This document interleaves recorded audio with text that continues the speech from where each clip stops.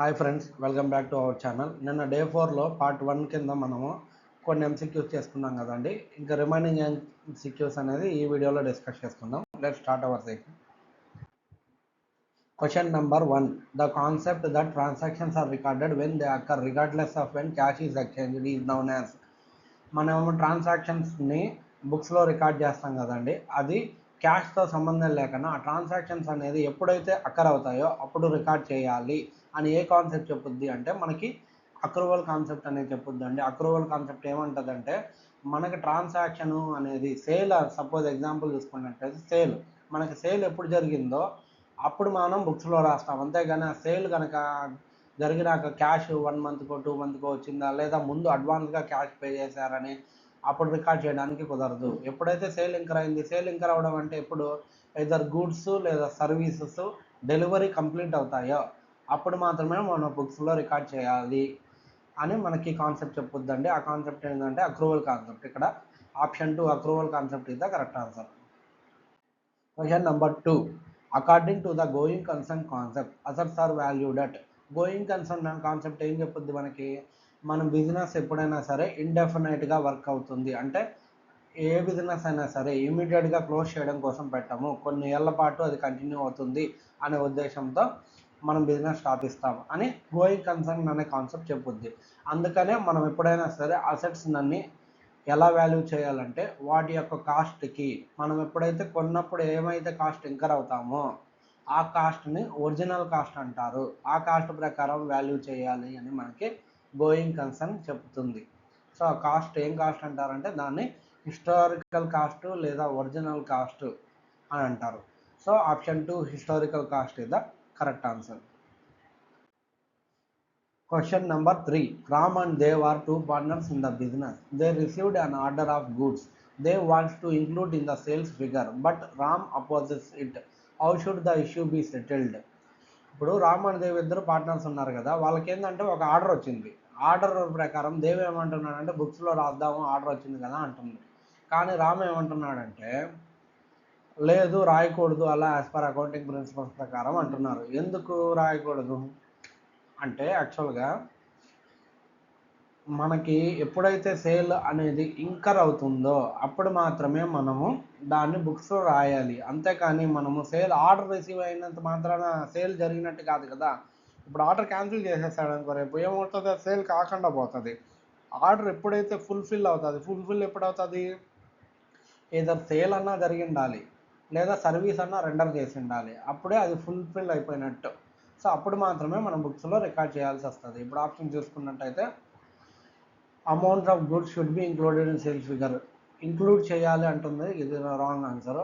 Option 2 amount of goods should be included in purchase figure.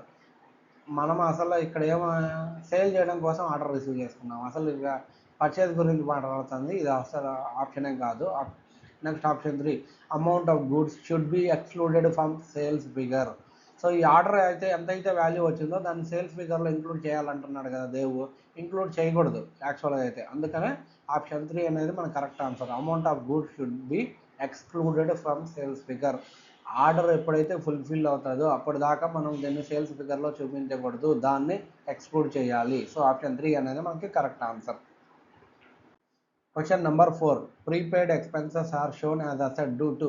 Prepaid ఎక్స్పెన్సెస్ని మనం asset లాగా చూపిస్తాం. ఎందుకు అంటే మనకి ఒక కాన్సెప్ట్ ఉంది కదా, మ్యాచింగ్ కాన్సెప్ట్ అని. మ్యాచింగ్ కాన్సెప్ట్ అంటే ఏంటి, మనము ఏవైతే రెవెన్యూ ఇంకర్ అయి ఉంటామో ఆ రెవెన్యూని మనం బుక్స్లో చూపిస్తాం కదా, అలాగే ఆ రెవెన్యూ ఇంకర్ అవ్వడానికి ఏ ఎక్స్పెన్సెస్ అయితే మనము ఖర్చు పెట్టామో ఆ ఎక్స్పెన్సెస్ని ఆ రెవెన్యూకి మ్యాచ్ చేయాలి. అంటే ఇక్కడ ప్రీపెయిడ్ ఎక్స్పెన్సెస్ అంటే మనము జరగని ఎక్స్పెండిచర్కి ముందుగానే డబ్బులు చెల్లించాం. ఫర్ ఎగ్జాంపుల్ ఇప్పుడు ఒక రెంట్ ఉంది, సపోజ్ ఇప్పుడు మనకి జరిగే మంత్ ఏంటి, ఆగస్ట్ మంత్ కదా. సపోజ్ మనం సెప్టెంబర్ మంత్ రెంట్ ముందే కట్టేస్తాం అనుకోండి, అప్పుడు ఏమవుతుంది అంటే అది అడ్వాన్స్ అవుతుంది. అడ్వాన్స్ని ఎప్పుడు కూడా మనం బుక్స్లో రికార్డ్ చేయము. దాన్ని ఏమంటామంటే ఇప్పుడు మనం అడ్వాన్స్గా కట్టేసాం అంటే ఏంటి, ఓనర్ దగ్గర నుంచి మనకి రావాలి డబ్బులు, అది కాబట్టి అది లయబిలిటీ ఓనర్ పాయింట్ ఆఫ్ వ్యూలో. మనకేంటంటే అది రిసీవబుల్ అంటే మనకు అది ఇన్కమ్ లాగా, అసెట్. సింపుల్గా చెప్పాలంటే మనకు అది అసెట్. సో మనకి సెప్టెంబర్ మంత్ వచ్చేంత వరకు కూడా అది ఎక్స్పెన్స్ కిందకి కన్వర్ట్ కాదు. అప్పుడు దాకా అదేంటంటే కరెంట్ అసెట్ రూపంలో మన బ్యాలెన్స్ షీట్లో చూపిస్తుంది. ఎప్పుడైతే మనకి సెప్టెంబర్లో మనం అంతా నివసిస్తామో, సెప్టెంబర్లో రెంట్ అప్పుడు పేయబుల్ అవుతుంది. అప్పుడు దాన్ని ఏం చేస్తామంటే ఎక్స్పెన్స్ కిందకి మనం ప్రాఫిట్ అండ్ లాస్ అకౌంట్లో బుక్ చేసేస్తాం. సో ఎప్పటిదాకా అయితే మనకి దానికి సంబంధించిన ఖర్చు అనేది మనకి బుక్స్లో రాయడానికి వీలు కాదో అప్పటిదాకా వాటిని మనం చూపించం. సో ఇదే కాన్సెప్ట్ చెప్పుద్ది అంటే మ్యాచింగ్ కాన్సెప్ట్ అని చెప్పుద్ది. సో ఇక్కడ మనం ఆప్షన్ చూసుకున్నట్టయితే ఆప్షన్ 1 మ్యాచింగ్ కాన్సెప్ట్ అనేది మనకి ఇక్కడ కరెక్ట్ ఆన్సరు. కాకపోతే ఏంటంటే కొన్ని చోట్ల మనకి ఏముంటుందంటే గోయింగ్ కన్సర్న్ కాన్సెప్ట్ అని కూడా ఆన్సర్ ఇస్తారండి. కానీ డైరెక్ట్ ఆన్సర్ ఎప్పుడైనా సరే కూడా మ్యాచింగ్ కాన్సెప్ట్. బట్ ఒకవేళ మనకి క్వశ్చన్ దీన్ని కొంచెం మార్చి which concepts allowed prepaid expenses to carry forward చేయడానికి ఏ కాన్సెప్ట్ అనేది వీలు కలిగిస్తుంది అంటే అప్పుడు మనం రాయొచ్చు గోయింగ్ కన్సర్న్ కాన్సెప్ట్ అని. ఎందుకు అంటే గోయింగ్ కన్సర్న్ ఏం చెప్పొద్ది, బిజినెస్ అనేది ఇండెఫినెట్గా కంటిన్యూ అవుతుంది అని. ఇండెఫినెట్గా కంటిన్యూ అవుతుంది కాబట్టి ఈ ఎక్స్పెన్స్ నువ్వు నెక్స్ట్ ఇయర్కి క్యారీ ఫార్వర్డ్ చేయగలుగుతున్నావు. లేదు అంటే ఈ ఇయర్లోనే నువ్వు మొత్తం రాసేయాల్సి వచ్చేది కదా. ఎందుకంటే బిజినెస్ ఇయర్ నువ్వు మూసేస్తున్నావు అంటే నువ్వు నెక్స్ట్ ఇయర్ ఎట్లా చూపించగలుగుతావు, బిజినెస్ ఉండదు కదా. సో అలాంటప్పుడు మనము గోయింగ్ కన్సర్న్ కాన్సెప్ట్ అనేది క్యారీ ఫార్వర్డ్కి ఉపయోగపడుతుంది. అదే ఒకవేళ ప్రీపెయిడ్ ఎక్స్పెన్సెస్ని మనం అసెట్గా చూపిస్తున్నాము అంటే దానికి ఏ కాన్సెప్ట్ అంటే మ్యాచింగ్ కాన్సెప్ట్ అనేది ఆన్సర్ చెప్పాలి. క్యారీ ఫార్వర్డ్ అన్నప్పుడు మాత్రమే గోయింగ్ కన్సర్న్ కాన్సెప్ట్. అది గుర్తుపెట్టుకోండి. ఇది ఒక చిన్న డిఫరెన్స్. చాలా చోట్ల ఏంటంటే దీన్ని గోయింగ్ కన్సర్న్ అని ఇచ్చారు, కానీ అది రాంగ్. యాక్చువల్గా అయితే మ్యాచింగ్ కాన్సెప్టే దానికి అండర్లైన్. మరీ పర్టికులర్గా చెప్పాలంటే అక్రూవల్ కాన్సెప్ట్. కాకపోతే ఇక్కడ ఏంటంటే మనం మ్యాచింగ్ కేసులో మాట్లాడుతున్నాము. ఈ రిలేటెడ్ ఎక్స్పెన్సెస్ని ఏదో ఒక యాక్టివిటీకి మ్యాచ్ చేయాలి కాబట్టి more accurate answer matching concept. కాబట్టి ఈ మ్యాచింగ్ కాన్సెప్ట్ వర్క్ అయ్యే ప్రిన్సిపల్ కూడా అండర్లయింగ్ ప్రిన్సిపల్ అక్రూవలే. సో ఎప్పుడైనా సరే మనకు ఆప్షన్స్లో ఉందంటే matching concept is the correct answer.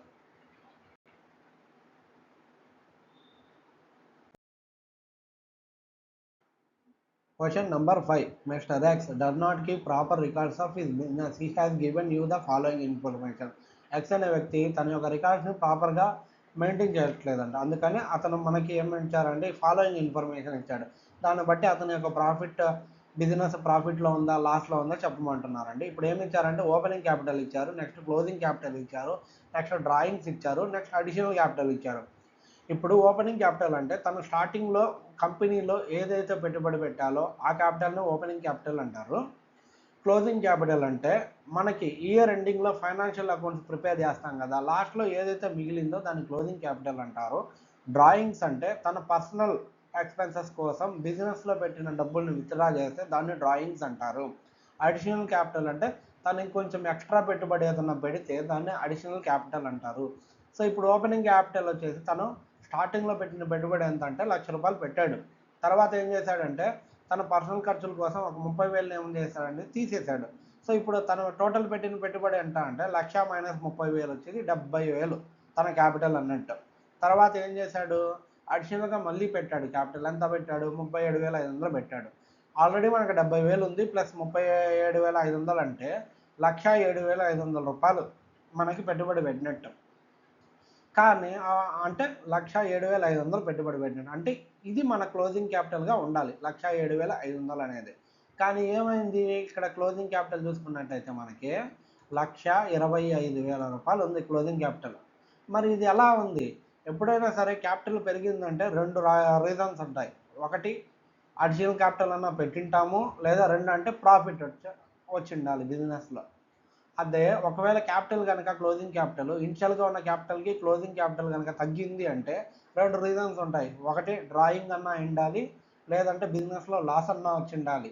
కానీ ఇక్కడ ₹1,07,500 ఉండాల్సిన క్యాపిటల్ కాస్త క్లోజింగ్ ఎంత అయింది, ₹1,25,000 పెరిగింది. పెరిగిందంటే ఎప్పుడు పెరుగుద్ది అంటే మన ప్రాఫిట్ అండ్ లాస్ అకౌంట్లో ప్రాఫిట్ కనుక మనకు ఉంటే అప్పుడు క్లోజింగ్ క్యాపిటల్ పెరుగుద్ది. కాబట్టి ఇప్పుడు ఎంత మన దగ్గర ఉన్న క్యాపిటల్ ఓపెనింగ్కి క్లోజింగ్కి 1,25,000 మైనస్ ₹1,07,500 కాబట్టి టోటల్ ఎంత పెరిగింది, ₹17,500 పెరిగింది ప్రాఫిట్ రూపంలో. కాబట్టి ఇప్పుడు మన బిజినెస్ ప్రాఫిటా లాసా అంటే 17,500 రూపాయలు మన బిజినెస్కి ప్రాఫిట్ వచ్చింది, అందుకే మన క్లోజింగ్ క్యాపిటల్ అనేది పెరిగింది. ఇది ఆప్షన్లో ఎక్కడ ఉందో చూసుకుంటే అదే మనకు కావాల్సిన ఆన్సర్. సో ఇక్కడ మనకు కావాల్సిన ఆన్సర్ వచ్చేసి ఆప్షన్ 3లో ఉంది, 17,500 అనేది profit. Next question number 6.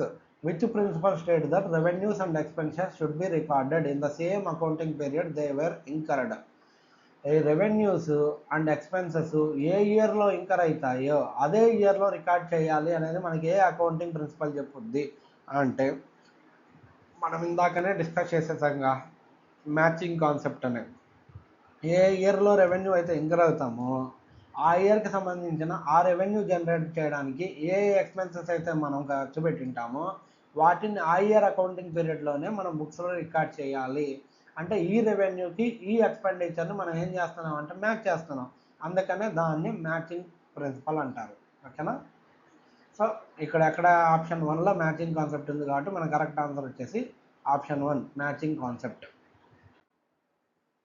Question number 7. The foundation of double entry bookkeeping, where every transaction has two effects, is explained by the.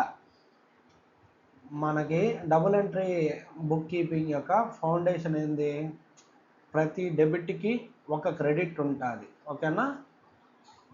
అది ఏ కాన్సెప్ట్ చెప్పుద్ది అని అడుగుతున్నారు. అంటే డ్యూయల్ ఆస్పెక్ట్ అనే ఒక కాన్సెప్ట్ చెప్పుద్ది. పేరులోగా డ్యూయల్ ఆస్పెక్ట్, ఒక ట్రాన్సాక్షన్స్కి 2 సైడ్స్ ఉంటుంది, ఒకటి రిసీవింగ్ సైడ్, ఒకటేమో గివింగ్ సైడ్.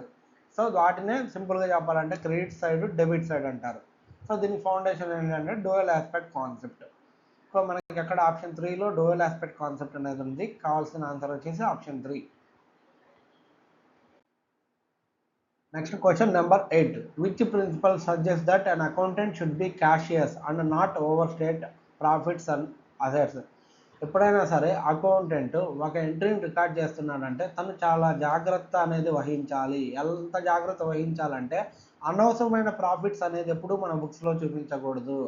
అలాగే అసెట్స్ కూడా అవి మనకి ఇంకర్ కానీ మనకి రానేటి ఏవైనా సరే మన ప్రాఫిట్లు అయినా సరే మన బుక్స్లో చూపించకూడదు. ఇవి ఏం చేస్తాయంటే మనకి యాక్చువల్గా ఉన్న ప్రాఫిట్ ఏదైతే ఉందో దానికంటే ఎక్కువ చూపించడం చేస్తాయి.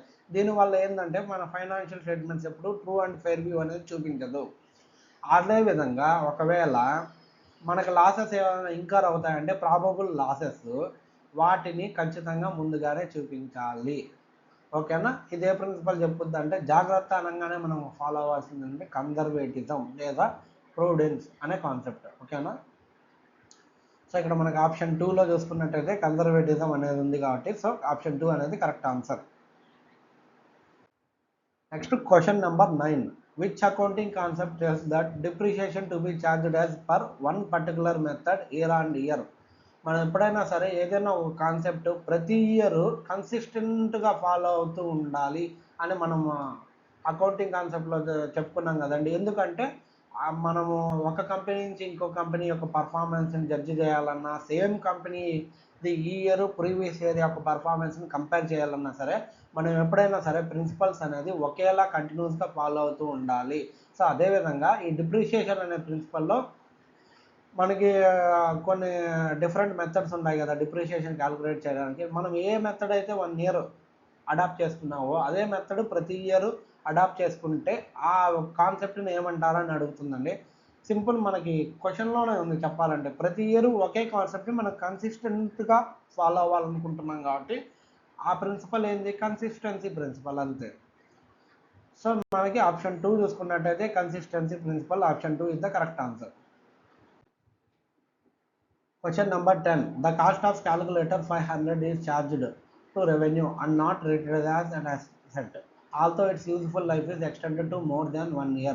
Which accounting concept is being followed? జనరల్గా క్యాలిక్యులేటర్ అంటే ఏంది?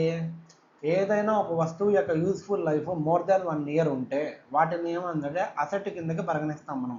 ఇప్పుడు క్యాలిక్యులేటర్ మనం కొన్నామంటే ఈజీగా 3 నుంచి 5 ఇయర్స్ ఉంటాయి, 10 ఇయర్స్ కూడా ఉన్నాయి క్యాలిక్యులేటర్లు ఉంటాయి. సో ఇలా ఎక్కువ కాలం ఉన్నాయి అంటే వాటిని మనం అసెట్గా పరిగణించి వాటి యొక్క యూజ్ఫుల్ లైఫ్ని ఆ ఇయర్స్ ప్రకారం డివైడ్ చేస్తాం. అంటే ఇప్పుడు 500 రూపీస్కి పెట్టి కొన్నాము, మన క్యాలిక్యులేటర్ ఒక 10 ఇయర్స్ ఉందనుకుంటే ఎవరి ఇయర్ 50 రూపీస్ మనం ఏం చేస్తామంటే డిప్రిషియేషన్ రూపంలో మన బుక్స్లో రాస్తాం.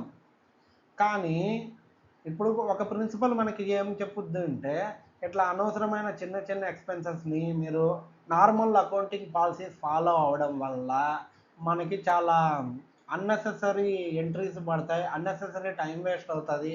సో, అనవసరమైన వాటికి ఏవైతే యూజర్స్ ఫైనాన్షియల్ డెసిషన్ తీసుకోవడానికి ఏమంత హెల్ప్ కావు, ఇబ్బంది పెట్టవు. వాళ్ళు ఈ ట్రాన్సాక్షన్ వల్ల నేను ఈ కంపెనీ మీద డెసిషన్‌కి రాలేకున్నాను అనే ఒక ఇంపాక్ట్ క్రియేట్ చేయని ట్రాన్సాక్షన్స్ ఏమైనా ఉంటే వాటిని డైరెక్ట్గా పిఎండ్ఎల్ అకౌంట్లో ఎక్స్పెన్స్ కిందకి తీసేయండి. అంతేగాని నార్మల్ అసెట్ లాగా ట్రీట్ చేసి వాటిని మన బుక్స్లో అసెట్ రూపంలో చూపించాల్సిన పని లేదు అని మనకి ఏ కాన్సెప్ట్ చెప్పుద్ది అన్నారు. ఇది ఇంపార్టెన్స్ గురించి చెప్తుంది. ఏ ట్రాన్సాక్షన్ మనం ఇంపార్టెంట్ ఇవ్వాలి, ఏ ట్రాన్సాక్షన్కి ఇంపార్టెంట్ ఇవ్వకూడదు అంటే దాన్ని ఏమంటారంటే మెటీరియల్ అంటారు. కాబట్టి దీని యొక్క కాన్సెప్ట్ ఏంటి అంటే మెటీరియాలిటీ కాన్సెప్ట్ అంటారు. సో ఇక్కడ మన ఆప్షన్ చూసుకున్నట్టయితే ఆప్షన్ 4లో మనకు కావాల్సిన మెటీరియాలిటీ కాన్సెప్ట్ అనేది ఉంది కాబట్టి option 4 is the correct answer.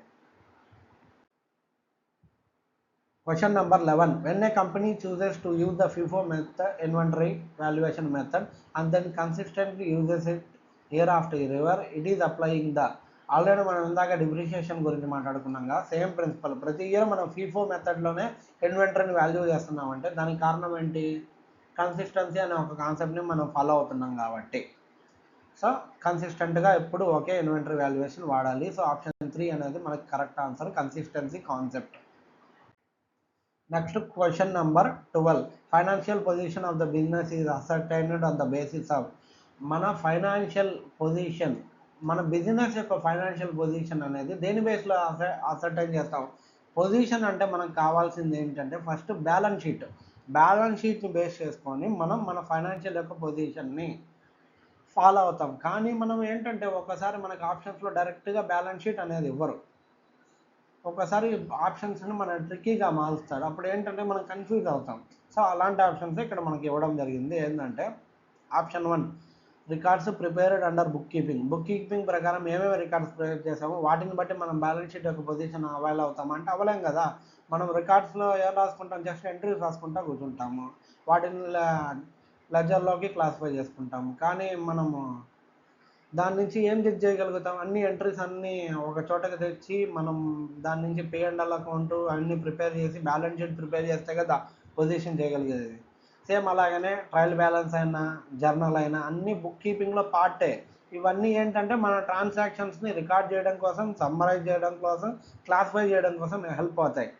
But మనకి ఏది ఫైనాన్షియల్ పొజిషన్ కోసం హెల్ప్ అవుతాయంటే అకౌంటింగ్ రికార్డ్స్. అకౌంటింగ్ రికార్డ్స్ అంటే ఏంది? ఒక కంపెనీకి సంబంధించి ట్రేడింగ్ అకౌంట్ని, పిఎండ్ఎల్ అకౌంట్ని, బ్యాలెన్స్ షీట్ లాంటి ఫైనాన్షియల్ స్టేట్మెంట్స్ ఏవైతే ప్రిపేర్ చేస్తామో వాటన్నిటిని మనం ఏమంటామంటే అకౌంటింగ్ రికార్డ్స్ అంటారు. సో ఈ అకౌంటింగ్ యొక్క రిపోర్ట్స్ ఏవైతే ఉన్నాయో ఇవి మనకి ఫైనాన్షియల్ పొజిషన్కి హెల్ప్ చేస్తాయి. ఎందుకంటే ఈ అకౌంటింగ్ రిపోర్ట్స్లో పార్టే మన బ్యాలెన్స్ షీట్ అనేది. బ్యాలెన్స్ షీటే కదా ఒక కంపెనీ యొక్క ఫైనాన్షియల్ పొజిషన్ని చూపించేది. ఈ బ్యాలెన్స్ షీట్ అనేది మన అకౌంటింగ్ రిపోర్ట్స్లో పార్ట్ కాబట్టి so option 4 accounting reports is the correct answer. Next question number 13. Assets are held in the business for the purpose of. అసలు అసెట్స్ బిజినెస్లో ఎందుకు పెట్టుకుంటాము? అసెట్స్ ఏమైనా అమ్మడానికి పెట్టుకుంటామా? అమ్మడానికి పెట్టుకున్నాము అంటే దాని అర్థం ఏంటి? అది స్టాక్ అని. స్టాక్ని ఎప్పుడైనా సరే 1 ఇయర్లోనే మనం వాల్యూ చేసేస్తాము. ఒకవేళ ఏదైనా మిగిలితే క్లోజింగ్ స్టాక్ రూపంలో అసెట్స్లో పెడతాం. కానీ నార్మల్ అసెట్స్ని ఎందుకు వాడతాం? ఈ అసెట్స్ని ఉపయోగించి మనం రెవెన్యూ జనరేట్ చేయడం కోసం లేదా మన బిజినెస్కి హెల్పింగ్గా ఉండడం కోసం. లైక్ మనం ఒక ప్రోడక్ట్ తయారు చేసి అమ్మాలనుకుంటున్నాం. ఎక్కడ అమ్ముతాము? రోడ్డు మీద కూర్చొని అమ్మలేం కదా. తయారు చేయాలంటే మనకు ఒక బిల్డింగ్ కావాలి. బిల్డింగ్ ఏమవుతుంది? రెవెన్యూ జనరేట్ చేయకపోయినా రెవెన్యూ జనరేట్ చేయడం కోసం మనకు ఒక ప్లేస్ను ప్రొవైడ్ చేస్తుంది. ఓకేనా? సో దాన్ని మనం అసెట్ అంటాం. ఇప్పుడు మనం ఒక వస్తువు తయారు చేయాలంటే ప్లాంట్ అండ్ మిషనరీ కావాలి మనకి. సో ఈ ప్లాంట్ అండ్ మిషనరీ ఎందుకు? ఆ ప్రోడక్ట్ చేసి మనం దాన్ని అమ్ముకుంటే మనకి రెవెన్యూ వస్తుంది కాబట్టి ఇండైరెక్ట్గా ఏమంటుంది? ప్లాంట్ అండ్ మిషనరీ మనకి రెవెన్యూ జనరేట్ చేయడానికి హెల్ప్ అవుతుంది. అందుకనే మనం అసెట్స్ని ఎప్పుడైనా ఎందుకు పెట్టుకుంటాం బిజినెస్లో అంటే వాటి నుంచి మనం రెవెన్యూ జనరేట్ చేయడం కోసం. ఇది ఎక్కడ ఆప్షన్ ఉందో అది మనకు కరెక్ట్ ఆన్సర్. సో ఆప్షన్ 1 చూసుకున్నట్టయితే earning revenue is the correct answer. Next question number 14. Revenue from sale of products is realized in the period in which మనం ఒక ప్రోడక్ట్ని సేల్ చేసాము, దాని నుంచి మనకి ఎప్పుడు రెవెన్యూ వచ్చింది కదా, ఆ రెవెన్యూని ఎప్పుడు మనం చూపిస్తాము అంటే మనకి ఎప్పుడైతే ఆ ప్రోడక్ట్ డెలివరీ అయిపోయిందో అప్పుడు మాత్రమే చూపిస్తాము. అట్లా డెలివరీ అయిందంటే ఏమని, సేల్ జరిగింది అని. అలా ఎప్పుడైతే సేల్ జరిగిందో అప్పుడే మనం బుక్స్లో రాస్తాం. అంటే ఏ ఇయర్ జరిగితే ఆ ఇయర్లో రాస్తాం. సో ఇక్కడ ఆప్షన్ చూసుకుంటే ఆర్డర్ రిసీవ్ చేసినప్పుడు మనం ఎప్పుడు రాయం బుక్స్లో. సేల్ ఈజ్ మేడ్ అంటే సేల్ జరిగిపోయింది కాబట్టి, సో సేల్ జరిగినప్పుడే కదా మనం రెవెన్యూ కిందకి రాస్తాం. ప్రోడక్ట్ ఈజ్ మ్యానుఫ్యాక్చర్డ్, ప్రోడక్ట్ తయారు చేసాము, దాన్ని ఏం అమ్మలేదు కదా, అమ్మితే కదా మనం బుక్స్లో రాస్తాము. Cash is collected, cash collect చేసినప్పుడు మనం ఏమి రాయం బుక్స్లో. క్యాష్ కలెక్ట్ చేసినప్పుడు ఏంది, క్యాష్ ఏదో ముందు చేయొచ్చు, తర్వాత లేట్గా అయినా ఇవ్వచ్చు, అడ్వాన్స్ క్యాష్ ఇవ్వచ్చు, లేట్గా క్యాష్ అయినా ఇవ్వచ్చు. క్యాష్ ఇచ్చినంత మాత్రమే మనం సేల్ జరిగినట్టు కాదు. మనం ఎప్పుడైతే గూడ్స్ డెలివరీ చేస్తామో అప్పుడే సేల్ జరుగుతున్నట్టు. కాబట్టి సేల్ ఎప్పుడైతే జరుగుతుందో అప్పుడే మనం రెవెన్యూగా మన బుక్స్లో రికార్డ్ చేయాల్సి ఉంటుంది. దాన్ని రెవెన్యూ రికగ్నిషన్ కాన్సెప్ట్ అంటారు. So option 2 is the correct answer. Question number 15. Decrease in amount of creditors result in. Creditors అంటే ఎవరు, మనకి ఎవరైతే అప్పు ఇచ్చింటారో వాళ్ళని క్రెడిటార్ అంటాము. సో ఇప్పుడు ఆ క్రెడిటార్స్ మన బుక్స్లో తగ్గిపోయారంటే ఏమనేది అర్థము, వాళ్ళకి రీపే చేసేసాము అని. రీపే చేసామంటే ఎలా పే చేస్తాము, త్రూ బ్యాంక్ ద్వారా, త్రూ క్యాష్ ద్వారా. క్యాష్ ద్వారా చేసాము అంటే ఏంది, మన క్యాష్ బ్యాలెన్స్ మన బుక్స్లో ఏమవుతుంది, తగ్గుద్ది, అంతే కదా. క్రెడిటార్స్ తగ్గారంటే ఏం చేయాలి, వాళ్ళకి క్యాష్ ఇచ్చేస్తాం. క్యాష్ ఇచ్చాం కాబట్టి ఏమవుతుందంటే మనకి తగ్గిపోతుంది మన దగ్గర ఉన్న క్యాష్ అనేది. కాబట్టి ఇక్కడ మన ఆప్షన్ మనం చూసుకున్నట్టయితే ఆప్షన్ 3 అనేది ఇక్కడ కరెక్ట్ ఆన్సర్.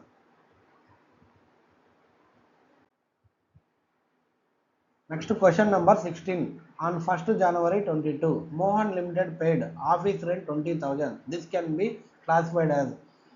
మనకి మోహన్ అనే వ్యక్తి ఏం చేశాడంటే రెంట్ పే చేశాడు కాబట్టి దాన్ని ఏమంటాము, ఏదర్ ట్రాన్సాక్షన్ అంటామా లేదా ఈవెంట్ అంటామా, మనీ ఇన్వాల్వ్ అయింది కాబట్టి. సో దాన్ని ఏమంటామంటే ట్రాన్సాక్షన్ అంటాము. సో ఇక్కడ మన ఆప్షన్ చూసుకున్నట్టయితే ఆప్షన్ 1 అనేది transaction. Question number 17. On 31st March 2022 Mohan limited purchased machinery for 50,000. This can be classified as. ఇందాక ఎగ్జాంపుల్ లాగే ఇది కొంచెం చేంజ్ చేసామండి. డేట్ ఏం చేసాము, 31st Marchకి షిఫ్ట్ చేసాం మనం.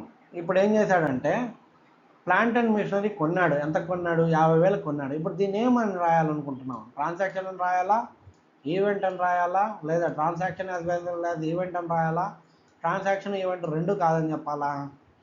ఇప్పుడు మిషనరీ కొంటున్నామంటే ఏమని, మిషనరీ వస్తుంది, క్యాష్ పోతుంది, ఇక్కడ మనీ అనేది ఇన్వాల్వ్ అయింది కాబట్టి దీన్ని ట్రాన్సాక్షన్ అంటాం. కానీ ఈ ట్రాన్సాక్షన్ జరగడం వల్ల మనకి ఏమైంది, మన బుక్స్లోకి ఒక కొత్త అసెట్ అనేది వచ్చి కూర్చుంది ఆ పీరియడ్కి. కాబట్టి దీన్ని ఏమంటాము మనం అంటే ఈవెంట్ అని కూడా అంటాము. ఈవెంట్ అంటే నథింగ్ బట్ ట్రాన్సాక్షన్స్ యొక్క ఎండ్ రిజల్ట్. అంటే మనం ఏవైతే ఎకనామిక్ యాక్టివిటీస్ అన్ని పర్ఫామ్ చేస్తామో ఆ ఎకనామిక్ యాక్టివిటీస్ యొక్క అవుట్పుట్ ఏదైతే ఉందో దాన్ని మనం ట్రాన్సాక్షన్స్ అంటాం. అంటే ఒక సంవత్సరంలో మనము కొన్ని ప్రోడక్ట్స్ కొన్నాము, కొన్ని అమ్మాము, ఇట్లా చేసుకుంటూ పోయాము. లాస్ట్లో ఏమైందంటే కొంత స్టాక్ అనేది మిగిలిపోయింది. ఈ స్టాక్ ఎందుకు మిగిలిపోయింది, ఈ ట్రాన్సాక్షన్స్ అన్నీ జరగడం వల్ల ఫైనల్గా మిగిలిపోయిన గూడ్స్ అవి. కాబట్టి ఆ ఫైనల్గా మిగిలిపోయిన దాన్ని ఏమంటామంటే ఈవెంట్ అంటాం. Same simple. ఇప్పుడు P&L అకౌంట్ ప్రిపేర్ చేస్తాం. P&L అకౌంట్లో ఏం రాస్తాము, ప్రతి ట్రాన్సాక్షన్ రెంట్ పెయిడా, శాలరీస్ పెయిడా, ఆ డిప్రిషియేషన్, వీటన్నిటిని ఏమో రాస్తాము, P&L అకౌంట్లో రాస్తాం. ఫైనల్గా ఏమొస్తుంది అవుట్పుట్, ఈ ట్రాన్సాక్షన్స్ యొక్క ఎండ్ రిజల్ట్ ఏంది, ప్రాఫిట్. ఈ ప్రాఫిట్ని ఏమంటామంటే మనం ఈవెంట్ అంటాం. సో ఇక్కడ ఏం జరిగిందంటే ట్రాన్సాక్షన్ జరిగింది, బట్ ఆ తర్వాత ట్రాన్సాక్షన్ యొక్క ఎండ్ రిజల్ట్ ఏంటంటే మన బుక్స్లోకి ఒక కొత్త మిషనరీ అనేది వచ్చి కూర్చుంది. కాబట్టి దీన్ని ఏమంటామంటే మనం ట్రాన్సాక్షన్ అంటాము, ప్లస్ ఆ ట్రాన్సాక్షన్ వల్ల మనకి ఏమొచ్చిందంటే మిషనరీ వచ్చింది కాబట్టి ఈవెంట్ అంటాం. సో ఇక్కడ మనకి కరెక్ట్ ఆన్సర్ చూసుకున్నట్టయితే option 3 transaction as well as event. Next question number 18, same example మళ్ళీ ఇంకో రకంగా తీసుకున్నాను. ఇక్కడ ఏం చేశారంటే on 31st March 2022 Mohan limited ఏం చేశాడు, కొన్ని గూడ్స్ని అమ్మాడు. It was left with closing stock of worth 10,000. This can be classified as. ఇందాక మనం ఎగ్జాంపుల్ ఏం చెప్పాము, ట్రాన్సాక్షన్స్ యొక్క ఎండ్ రిజల్ట్. ఇప్పుడు ట్రాన్సాక్షన్ ఏమైంది, జరిగింది కాబట్టి దీన్ని ఏమంటామంటే ట్రాన్సాక్షన్ అంటాం. ఎండ్ రిజల్ట్ ఏంది, ట్రాన్సాక్షన్ అన్నీ అయినాక మనకేంటంటే క్లోజింగ్ స్టాక్ మిగిలిపోయింది. సో క్లోజింగ్ స్టాక్ మిగిలిపోయింది కాబట్టి దీన్ని ఏమంటామంటే ఈవెంట్ అంటాం. ఇప్పుడు దీనికి ఆన్సర్ అంటే మనం ఏం చెప్తాం, బ్లైండ్గా transaction as well as event అంటాం. కానీ అలా కాదు. వీడు ఏం చేశాడంటే ఇక్కడ స్ట్రెస్ ఇచ్చాడు, బాగా క్వశ్చన్లో మార్చాడు. It was left with closing stock అంటే వీడి యొక్క మెయిన్ టార్గెట్ ఏంది, క్లోజింగ్ స్టాక్ గురించి అడుగుతున్నాడు. ఇక్కడ క్లోజింగ్ స్టాక్ ఏంది, end result of all transactions. Transactions యొక్క ఎండ్ రిజల్ట్ని ఏమంటామంటే ఈవెంట్ అంటాము. కాబట్టి ఇక్కడ మనకు కావాల్సిన ఆప్షన్ ఏంటి అంటే ఈ ఈవెంట్. దీన్ని సింపుల్గా మీరు ఎలా గుర్తుపెట్టుకుంటారంటే closing stock, surplus, deficit. Deficit అంటే తక్కువ అని, సర్ప్లస్ అంటే ఎక్కువ అని, ప్రాఫిట్ అంటే ప్రాఫిట్, లాస్. వీటన్నిటిని ఏమంటామంటే ట్రాన్సాక్షన్స్ అన్నీ అయిపోయాక మిగిలిపోయే వాటిని కాబట్టి వీటిని ఈవెంట్ అంటారు. కానీ ఒకవేళ మనం పర్చేజ్ చేసినాము, సేల్ చేసినాము, ఏదన్నా పేమెంట్ చేసాము, ఎక్కడన్నా ఇన్వెస్ట్ చేసామంటే వాటి నుంచి మనకి ఏముంటుంది, మనీ అవుట్ఫ్లోనో ఇన్ఫ్లోనో జరిగి ఉంటుంది. కాబట్టి దాన్ని ఏమంటామంటే ట్రాన్సాక్షన్ అంటాం. కానీ అలాంటి చోట అయితే మనీ ఇన్ఫ్లో అయ్యి అసెట్ కూడా క్రియేట్ అవుతుందో అలాంటి చోట ఏమంటారంటే దాన్ని ఈవెంట్ ప్లస్ ట్రాన్సాక్షన్ అని రెండు అంటారు. ఇక్కడ ఏమైంది, మనకి ఇంతకుముందు ఎగ్జాంపుల్ ఏంటంటే ట్రాన్సాక్షన్ జరిగింది, అసెట్ క్రియేట్ అయింది, అందుకనే దాన్ని transaction as well as event అంటుంది. ఇక్కడ కూడా అదే జరిగింది. కానీ క్వశ్చన్ ఏంటంటే వాడు ఓన్లీ పర్టికులర్గా క్లోజింగ్ స్టాక్ని ఫోకస్ చేస్తూ అడిగాడు కాబట్టి ఇప్పుడు ఇది ఓన్లీ ఈవెంట్ అనేది కరెక్ట్ ఆన్సర్ అండి. Option 2 event is the correct answer. Question number 19. A company recognizes a potential loss from a lawsuit in its financial statements, even though the final verdict has not been reached. This is an application of. ఒక company ఏం చేసిందంటే వాళ్ళకున్న potential loss ఏదైతే ఉందో దాన్ని ముందుగానే గుర్తించేసింది. So ఆ లాస్ని గుర్తించింది కదా అనేసి వెంటనే ఏం చేసిందంటే ఫైనాన్షియల్ స్టేట్మెంట్లో లాస్ కిందకి రికగ్నైజ్ చేసి రాసింది. కానీ దానికి ఏంటంటే ఫైనల్ జడ్జిమెంట్ రాలేదు, అయినప్పటికీ కూడా రాసింది. దీనికి గల కారణం ఏంటి అని అడిగారు ఇక్కడ. ఎందుకు అంటే ఎప్పుడైనా సరే లాసెస్ ఏమన్నా ఉంటాయి, వచ్చే అవకాశం ఉంది అంటే అది మన ఫైనాన్షియల్ స్టేట్మెంట్స్ మీద డిపెండ్ అయిన యూజర్స్ ఒక డెసిషన్ని ఇంపాక్ట్ చేస్తాయి. సో అలాంటి లాసెస్ని ఎప్పుడైనా సరే మన బుక్స్లో ముందుగానే రికగ్నైజ్ చేసేసేయాలి. ఒకవేళ పాసిబుల్ ప్రాఫిట్స్ ఏమన్నా ఉంటే వాటిని పోస్ట్ పోన్ చేయాలి అనేది ఇది ఏ ప్రిన్సిపల్ చెప్పుద్ది అంటే కన్జర్వేటిజం లేదా ప్రోడెన్స్ అనే ప్రిన్సిపల్ చెప్పుద్దండి. సో ఇక్కడ మన ఆప్షన్ చూసుకున్నట్టయితే ఆప్షన్ 2లో కన్జర్వేటిజం అనేది మనకు కావాల్సిన answer. Option 2 is the correct answer. Next question number 20. When a company purchases a building, it regards it at the purchase price plus all cost incur to get it ready for use. This is a direct application of.